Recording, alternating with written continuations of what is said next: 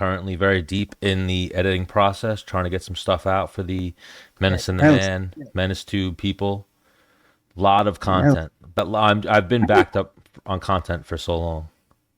What about the bedroom? Backed up there too? About the what? The bedroom? Nah, things are flowing well there. We're doing good there.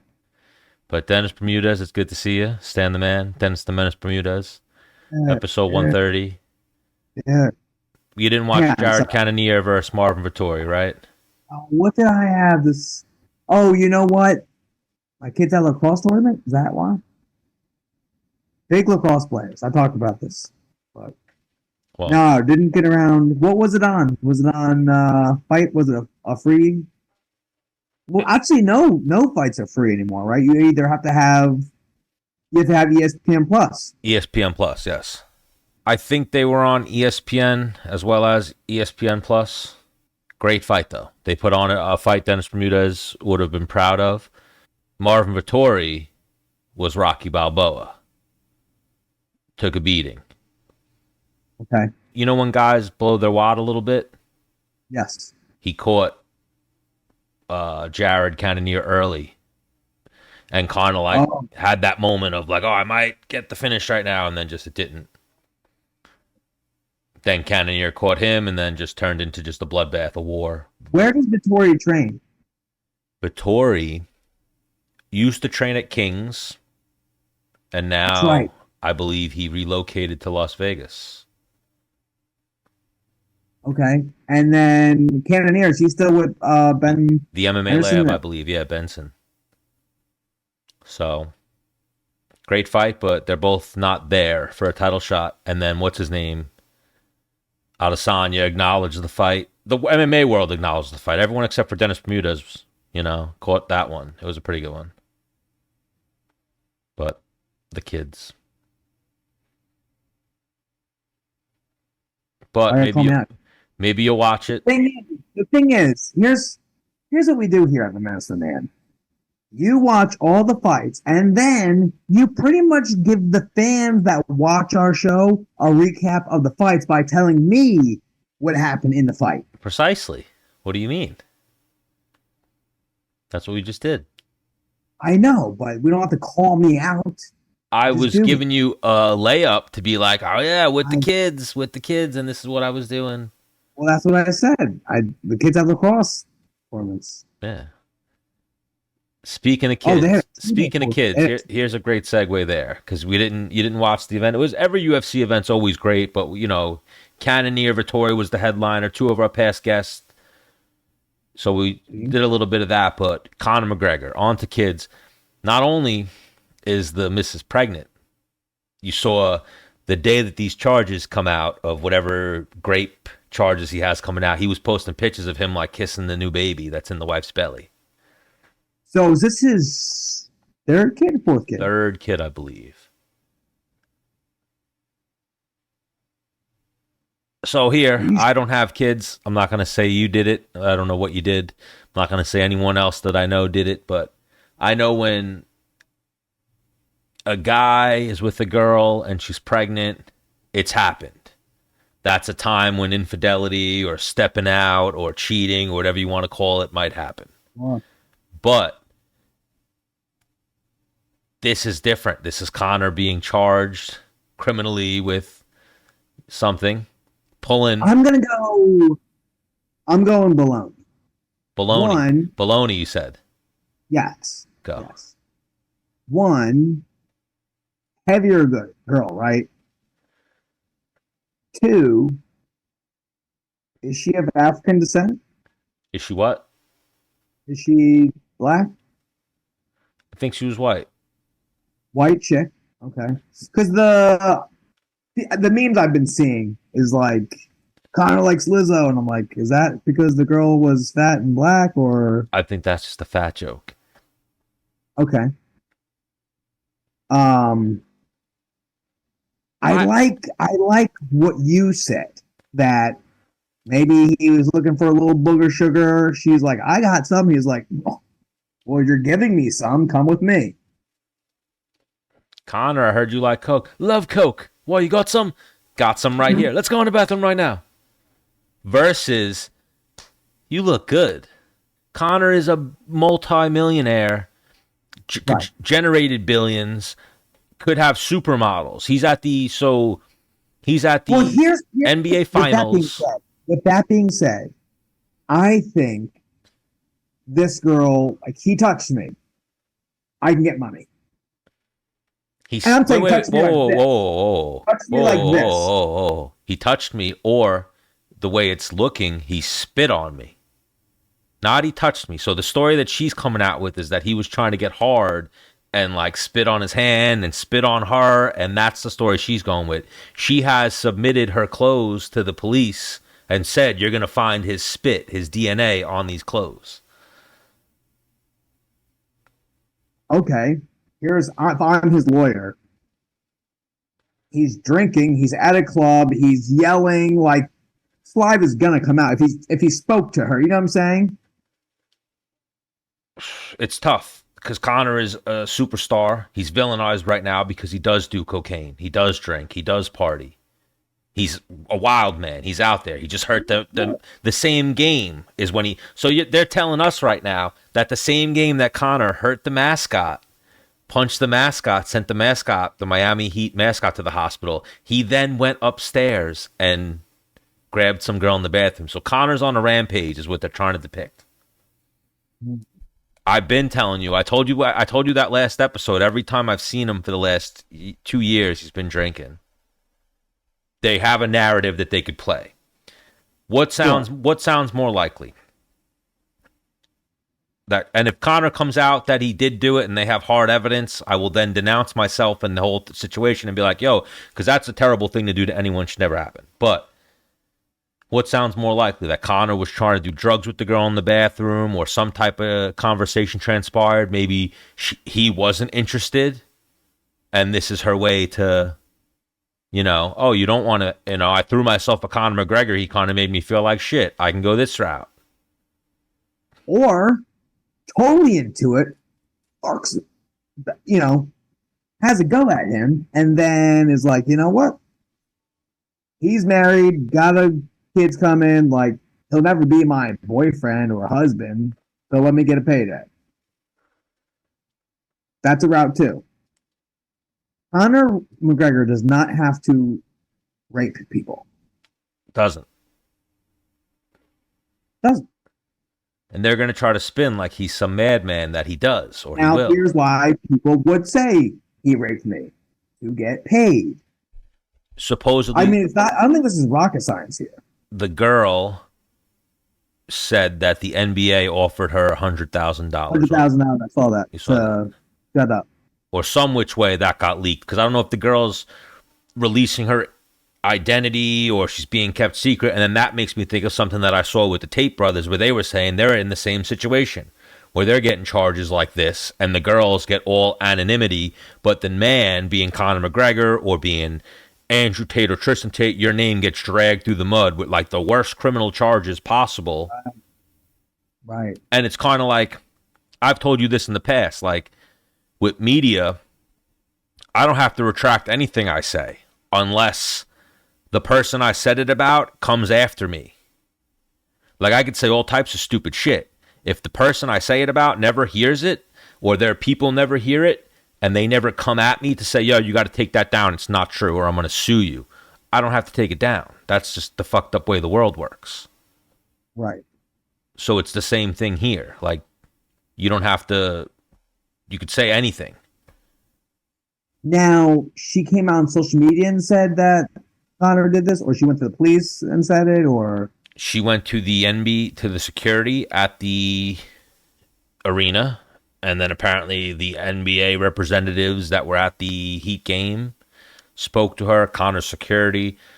Loose details of the story have come out, because again, what they do is you can accuse someone of something, and then your identity, story, a lot of the details remain secretive or anonymous or don't get disclosed. But Conor McGregor is a rapist or, a sexual abuser, and he's not. I'm telling you, he's not. Yeah, I don't think so either. I think he's too successful. And the way I would say, and then someone like, could take like another scenario. This happened. Kobe Bryant. Yeah. He didn't rape anybody either. I think there's been a lot of athletes that it's happened to. I think Conor McGregor could be a victim of that Because right there's now. dollars, or people think they have money, or you know what I mean. Could be a victim of Or that. they feel rejected, or whatever it may be. We hope he's a So they victim. did hook up, and they're like, "Let me burn this guy down because he's a Well, cheater." we hope he's a victim of that. Like Tupac, Mike Tyson, they were other people that come to mind where they were convicted, put in jail, claimed innocence, have told stories of innocence. There's details from other people's stories that prove their innocence or depict their innocence. So it's a slippery slope. But that's where Conor McGregor is right now. So him versus Michael Chandler, that's something you said to me when I was bringing this up earlier today when we spoke, is he missed the USADA deadline. I think they're in a whole 2023. They're in a whole thing with that. I think Conor's ego, Conor's authority was challenged in that whole thing. Like UFC has their hands full with that right now. Past his criminal charges or anything like that. Even when he said he'd fight, he's like, "I'll give you 2 tests. That's it." Yeah. You can't tell them how many tests you're going to give them. So you know what that is? USADA sent me a pamphlet. They sent me a packet. They sent me a whole guidelines. I got my own guidelines. I got a different way it's going to go. I mean, now also a way smaller draw got the pass in Brock Lesnar. Remember when he fought Mark Hunt and then there's other stories of people getting the pass a little bit too, I believe, but it's the whole thing got made too high profile. The media asking Dana about it, Dana saying, "I got nothing to do with USADA. I'm staying out of that one." I'm sure Conor made a phone call and probably didn't get his way, or who knows? Who knows? Who knows? Conor's leaving us all in the dark right now. It could be, you know what? I'm on the gear right now. I feel so fucking great. Not going to stop. That's why I said I'll give you 2 tests. There's also, like, if people are talking about him, like he may never fight again. Yeah. But if he means this idea of fighting for another 10 years, you know how much money he'll acquire in that 10 years of just, like, keeping people on their toes and talking about him, and he's just gonna keep. Well, from what I understand, he cashed out again not too long ago. He sold Proper 12.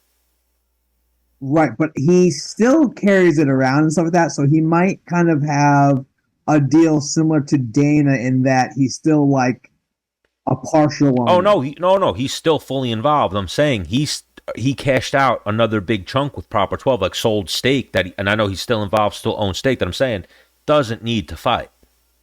Right. Like if they're like, Conor, you got to stop smoking weed, you got to stop doing coke, and you got to stop drinking. It's the only way you're going to get to fight. He might be like, you know what? Who are you going to have me fight in 8 weeks? We were going to have you fight. Hang on. He's also big enough where he might be like, I just might go Floyd Mayweather route. I'll be all geared up, start my own sanction, and just have people come fight me for a huge bag of money that I know I can beat. He'll never get out of the UFC contract. He'd have to fight out his UFC contract, or the UFC would have to be involved. Like I think, it's Conor. It's Conor. Conor could go to Dana tomorrow and say, Dana, my leg's not up to it. I got a box. Let's go make some money in boxing. And Dana'd be like 100%. Yeah. But so here, that'll be our segue to the next one. But so Conor McGregor, I think he's innocent. I don't think he did anything. So. And then even to go there, I think the Tate brothers are innocent. I don't think that you don't know enough about it, but everything I've seen, yeah, wrongfully accused men. It's a slippery slope that men are out here dealing with. It's actually Mental Health Men's Awareness Month or something like that. Oh, is that right? It is, yeah. And then we got Conor McGregor, our biggest spokesperson in combat sports, out here going fucking nuts. Yeah, maybe even for like and Tate and Conor are men's men, if you will. They are. What do you mean? They're 100% men's men. So even if you don't know Andrew Tate like that, I've seen his content. It's come across your thing, and you're like, I agree with it. Yeah. The same as The media. It's the media. The media is the problem. Like when Dana hates the media, the way Dana hates the media, I hate the media the same way. I've told you that's why Menace and the Man exists. That's why I want to do this shit. Because I've seen how the media is. The media is terrible. They'll spin a narrative. They'll edit clips. They'll change the whole fucking story to tell it. If they don't like Dennis Bermudez, they'll spin the story to tell it the way that it makes it look. Dennis Bermudez look bad. Right. It's also why I'm running for mayor eventually, because I've seen politics and I've seen the bullshit. I've told you. I like that. So, but my segue. Hang on, you have 5 seconds to come up with a slogan for Stan the Man. Go. 5 seconds. We're not just cleaning up locally, we're cleaning up America.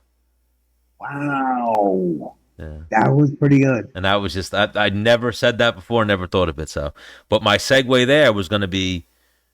No, you could be like, I'm a carpenter and I'm going to fix, not only am I going to fix this neighborhood, I'm going to fix the country. And then they'll be like, we heard what you said on Menace Tube. And I'm like, yeah. But I was going to segue. I forget what I said, and I should have just segued then, but we kept talking. But Francis Ngannou, Jon Jones. Right. The PFL. That guy? So who was Jon Jones cornering? Maurice Green. Okay. You know that dude? Yeah, he either fought on the same card as me, or he fought Vellante. He fought Vellante. Probably the same card too. At some point, maybe toward the end, but he fought Vellante. Saw Gian Vellante today. Yeah. So we're gonna have him on the show eventually, and we'll talk about today how it went. Heavyweight Vellante. You know what? He looked thinner now than he did. Than when he fought. Fight. That's what I thought when I saw him at Sarah's not too long ago. But yes. So Jon Jones is there, Conor and Maurice Green. The PFL advertises it and says like, "Yo, Jon Jones is going to be here tonight. You know who else is going to be here? Francis. Something might happen." They were advertising this. I saw that. Jon Jones will be in attendance, and so will Francis Ngannou. What are you trying to do, PFL? Get this guy beat up? So last week, you guys had Deontay Wilder there. There's a chance that he could fight Deontay Wilder. You guys could put that fight together. You don't have him there. You have Lance Wade hanging out with Deontay. You could have had Lance Wade instigating Deontay and Francis. Like, yo, Deontay, don't let him talk to you like that. And it would have been gold. Versus you don't have Francis show up. You just have Deontay there being friends with everybody, taking pictures. They could have had that face-off, and then he's like all the place, I guess. But they could have had the Deontay versus Francis face-off that they could make that fight. If that generated a buzz. Or even them just talking to each other, right? They could make that. No, they could make that fight. That's a fight that they could make. No. We're going to have it when Jon Jones is here. We're going to have Francis come out in the African getup. And we're going to make sure they get a face-off and they talk shit to each other, knowing there's 0% chance you can make the fight. The only way they can make the fight. It started off very respectful. The only way they can make that fight is if Dana White buys the PFL. Or if they trade, or the PFL sells him Francis back. That fight's shelved. That fight's done. Never will happen. I don't know if it was you that said it, but someone was like, what if ESPN goes, listen, own both you guys. But where's the fight happening? Split it? I don't know. It's happening in the UFC. They're not going to go, oh, well, we're going to do it in the smart cage. Well, not in the smart cage, but a Octagon, the UFC's Octagon, the bigger company, the bigger sport, the bigger deal with ESPN. PFL would be left out of it. It was just good marketing for them, I guess, and they keep Ngannou relevant, but they almost got let's be real. They almost got Francis beat up in the parking lot. He's not going to beat up Jon Jones. Anyone out there who thinks he's going to? No, I think it's a landslide. Because Jon Jones has never even been like, what? And the people that have hit Jon Jones pretty good are like really good elite strikers with like a setup and like a straight punch. And small, quick. Even if someone goes, oh, Francis is fast. We've spoken about this. The lighter weight classes, they're better. So the people who gave John problems were middleweights, quick 205ers, and Gustafsson, who was an outlier. Gustafsson at 205, it was a different animal. For sure. And then I'll say Dom Reyes, that version of Dom Reyes, different animal. Southpaw, tricky, was on a roll. Now, would those guys beat Ngannou? A little bit of a run, no? What'd you say? Santos gave him a little bit of a run, no? For sure. But would those guys beat Ngannou? Probably not. And did they give Jones problems? Sure. But same like we were talking about last time we were speaking, or last episode, every fighter has that at least one night, couple nights of their career where they fight down to their opponent's level. Well, there's that, and also, like, Jon Jones had been a reigning, unscathed champion for so long. That was just like the preparation to get ready to compete against these guys were probably like zero. Like, he's Floyd too, where if you hit him, it's like, I won the round. You hit him once. You hit him twice. Right. Like, I won the round. You really didn't. You got him a few times, but he beat you, you know? Everything becomes magnified because he's so good and everything happens so little. But I think Jon Jones smokes him. The heavyweight, remember what did Sean Shelby tell you that time? Like heavyweight, they had like 20 on the roster, 25 on the roster. It's the weakest division. Yes. John was champion at 205, which is a one of the other weak divisions, if you will, but it's a strong division still. He dominated it for 10 years. He beat the best middleweights that came up, the best heavyweights that came down. So real quick, that switching lanes a little bit, but still talking about 205 pounds. That Russian that just fought Yoel Romero. Nemkov? What's that guy's deal from Bellator? Yeah, he's pretty good. Somebody was like, he might be the best 205er in any.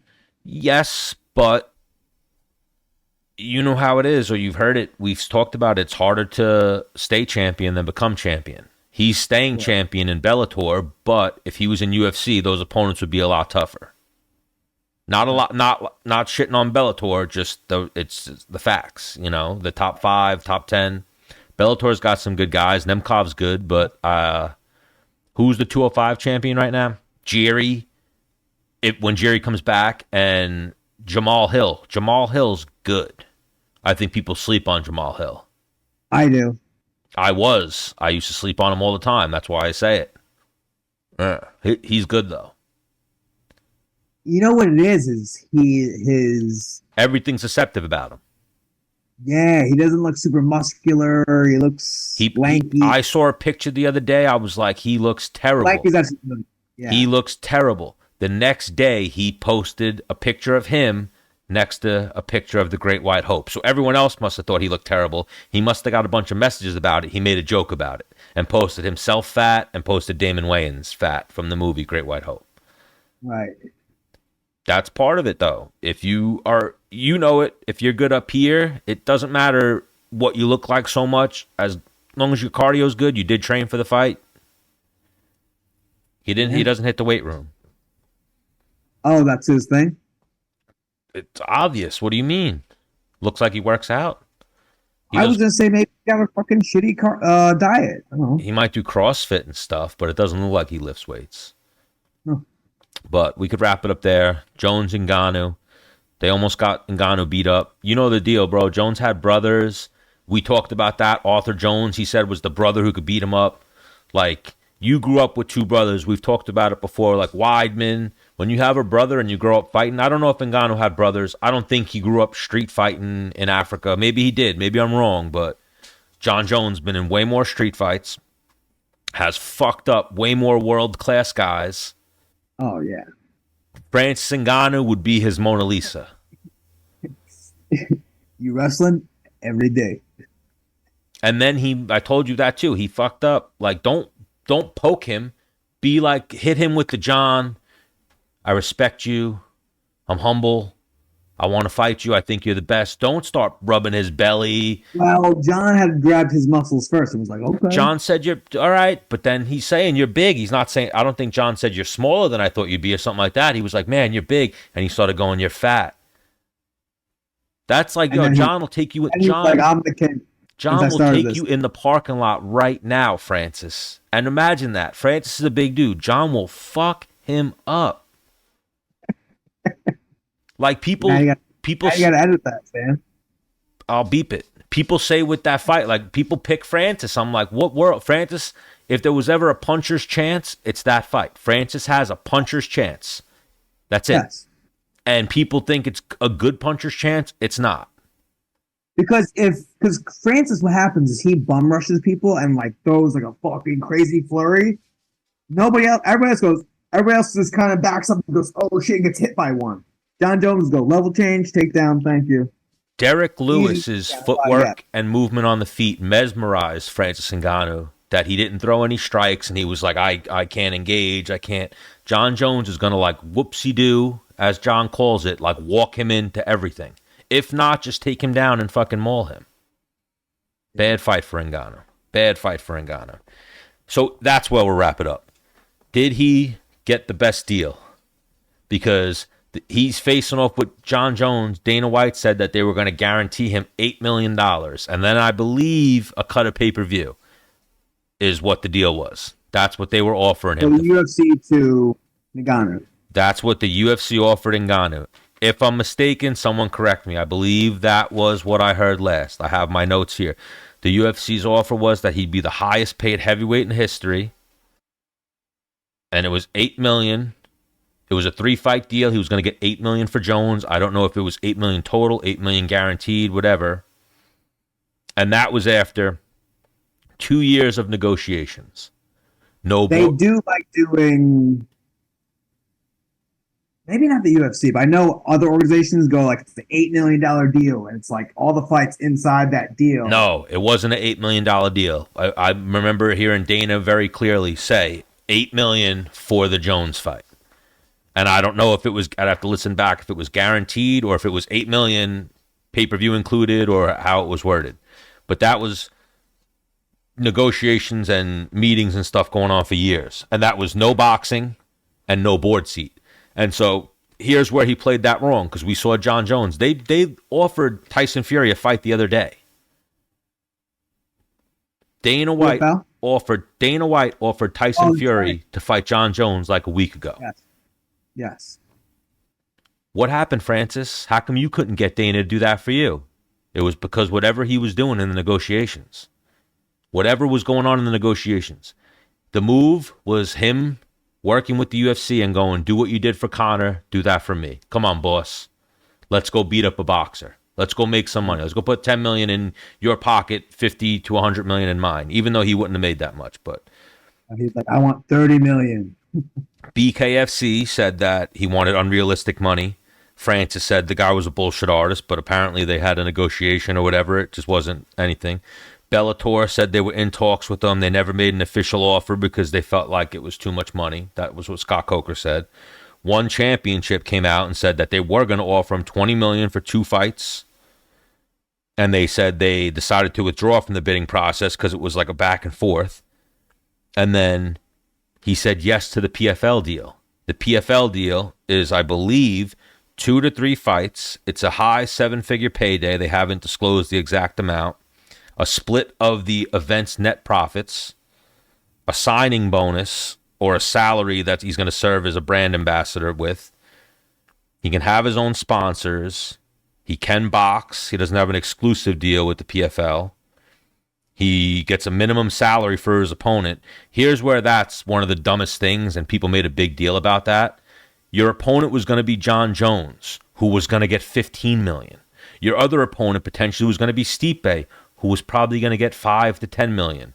So you did good getting your lesser opponent $1 million. People glorified that and were like, "Oh, it's great." Well, it's $2 million, right?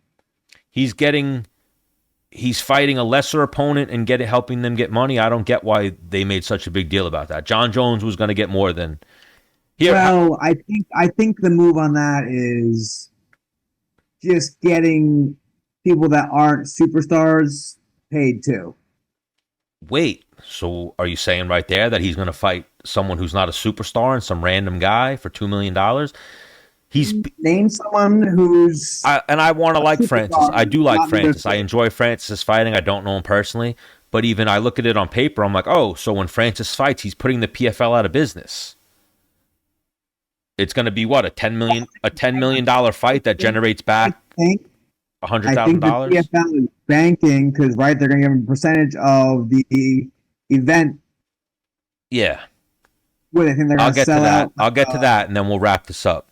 He's not going to fight until 2024. He's going to get a pay-per-view cut, right? He's going to get a pay-per-view cut of a company that doesn't do pay-per-views. So he's going to be like the first pay-per-view or something. When he does it, people are going to be like, oh, I didn't even know the PFL was doing pay-per-views, because they don't do pay-per-views. They sold him on a pay-per-view model that they don't do. They're not going to have a champions clause, so if he's the champion, that he's not even fighting in the tournament, so how is he going to become the champion? That was a useless clause. Like, they basically, someone got Francis down, they must have got his people away from him, and they were like, all right, we got this idiot. We got this guy. How about this, Francis? We're going to open up a company in Africa. We're going to make you the president. How many shows has the company in Africa done? None, but you're the president. Deal. Kamaru Usman already got Africa MMA on lock. He's been doing shows. It's called AKO. It's African Knockout Championships or whatever. So why is Ngannou signing a deal with the PFL to now compete against his brother, Kamaru Usman? The deal made no sense every which way. But yeah, the PFL Africa, he's the PFL Africa chairman, and he gets a board seat on PFL Africa. He wanted a board seat. So the winner of the PFL heavyweight division does not get a shot at Ngannou. I hope that they haven't announced that that's what they're going to do. I hope that's the route they go, but no, that's not what's happening. Now that makes sense to me, right? You win the PFL, right? So you win that $1 million, and then the next year you get $2 million to fight for Francis. Sign him, and throw him right into the heavyweight tournament. What are we doing here? If the PFL's and that's the other thing, we signed Francis to our super fight league. That's great. How many people are in the league? It's Francis and Jake Paul. Okay. What are we doing here? You guys are starting to sound a lot like the UFC. And here, I want to support fighters. I hope all the fighters should get the revenue share and all that. They're never going to get that unless they like unionize or form like a cohesive. Never going to happen. Everything Ngannou did here didn't really help the fighters. Like, no other fighter is going to go to the PFL right now and say, I want a Francis Ngannou deal. They're going to go, no. Or what's going to happen is the way WWF and WCW, it happened years ago, where guys came in and started getting big guaranteed contracts. UFC is going to see that writing on the wall from the jump. 2 or 3 guys are going to get it. It's not going to happen. They're going to come back to the UFC and they're going to be like, yeah, remember your old contract? You're on that again. That's what we're offering you. That's all you get. Remember that other company? They went out of business. I hope for the best. I hope it all works out, but I probably sound like a hater right now, but well, thank you, Dennis, for letting me go on that rant about Francis Ngannou's contract. At the end of the day, yes, you're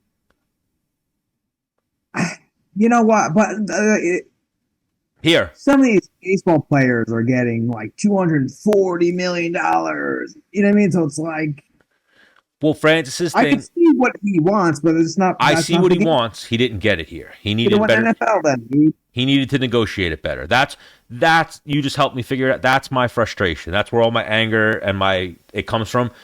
I wanted it to work out for him. He could have went about it better. He should have fought. And after his last fight, I think Aljamain should do it right now. When Aljamain fights after his next fight, when he wins, in the mic. That's your moment. Your moment's not on Twitter. Your moment's not anywhere else. Your moment's right there with the mic. Like, yeah, I don't think I'm going to fight my next fight because I got to work out some deals with a bunch of fighters, and we gotta get more of this money, guys. Do we want this sport to be like the NFL, the NBA? Crowd's going to cheer. Help us. Help the fighters get more of the money.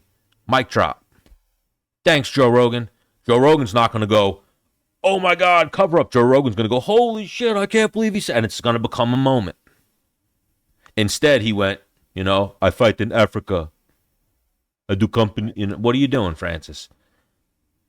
Any fighters who hear this, hit me up. I got loads of good advice. Remember I told Caitlin Chukagian she should have, Joanna retired. She should have been like, Joanna, bring them titties back up to 125, girl. I got you. And drop the mic. And they would have been like, holy shit, that's Derek Lewis. There's the female Derek Lewis. Right. Guys, fighters got to do these things. Well, where if fighters want some of your advice, where can they DM you on Menace and the Man? Menace and the Man and Menace 2, baby. Let's go. You'll lead them to the... But we'll get back to that. We'll get to more. I mean, even there, like, I don't even know if you have a take. I went on a total rant there, but that's why. Because I made sure that I researched it and I had a page ready of Francis Ngannou's deal. Because it boggled my mind. I was like, how the fuck is he? Why? What are you doing? What are you doing? The greatest combat sports promoter in history is Dana White. How do you not want him involved in your boxing fight or your career or the next step? Like, hey, Dana, I need to have a meeting with you. We're going to sit down and we're going to talk about how I have a bunch of fighters that we want to band together, and we don't want to call it a union. We're going to call it a fighters association, like the players association or something like. There's different ways you could have. You better not lose, because I will cut you from the roster. There's better ways that Ngannou could have played his hand. Could have got more money. Could have fought Jon Jones. Could have gave the fans the fight they want. Now he's fighting who? We don't even know who he's fighting. Hopefully he fights for BC. Ready for this, and I don't even care at this point. I don't care at this point. Exactly. He lost me. If it's not Stipe, Tyson Fury, or Jones, or Deontay Wilder, I do not give a flying fuck. Could have went to Dana and been like, Dana, I'm going to sign this. I'm going to knock out Jones, or I'm going to knock out Stipe again, and then you're going to help me get Fury or Wilder in the ring. And then he could have said... I would add one more person. I would add one more person to that. Who? That's TRT Verdun. I was just going to say that. I hope, and here's what I hope happens, just because you made a bad decision, Francis, with your contract. And not me as a fan, you took Jon Jones versus Francis away from me. I hope Fabricio Verdum catches you with an up kick and triangles you next year. I hope that's who they get, Fabricio Verdum, and that's who he fights. Hang on, that's a big enough draw. He's got fans. He probably TKOs Verdum, though. Verdum's old. Not new Verdum, dude. Or if he's on the right stuff, absolutely. I'm going with Verdum, but... Verdum takes him down, You lost me, Francis. I want to get Francis on the show one day. We'll try, and I'm going to tell him, what were you thinking? Like, what went wrong, Francis? Because you didn't get the best deal. When's the next? And then I don't want to be condescending, but when's the next PFL Africa event? I could have started you PFL Africa, Francis. I could have started you Francis Ngannou's MMA show in Africa. Whatever. Good for you, Francis. I'm just a hater. But everyone make sure you like... You've been going in circles now for like 15 minutes minimum. What'd you say? You've been going in circles now for like 15 minutes now. Well, let's get out of here. I still got a shower, dude. All right, hit him with your send-off. All right, well, see you later.